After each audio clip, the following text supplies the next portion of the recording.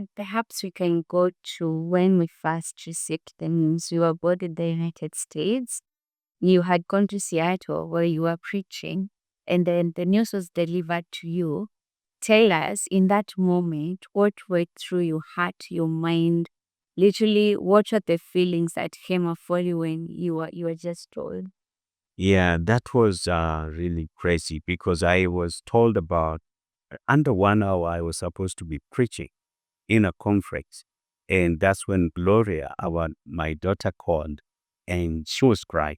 And she told me that mom collapsed in church. And I asked her, has she been taken to the hospital?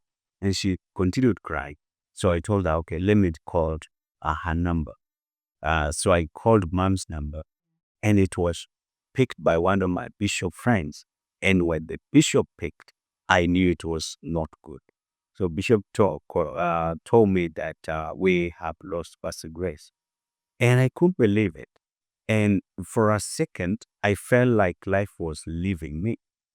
And I went out of my room to the living room where my host was waiting to ask me to go to the church. And he had already been told by Apostle Isaac what has happened. So he was also crying. I was also crying. So they were planning to cancel my flight. Instead of waiting to go through the conference, I go back to Portland. And I told them, no, no, no, no, don't cancel. Please rush me to the altar. I'll be safe there. That's what I told them. Rush me there very quickly. I'll be safe there. Because I was feeling like the whole world was coming on me. It was going to crash me. I was feeling like I wasn't breathing until when he took me to the altar and it felt like my mind calmed down. So I don't think I was thinking about anything between the living where we were to the church. It was very, very difficult time for me.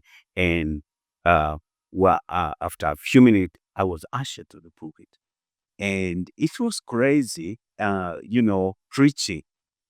And behind your mind, you are remembering the news that you are.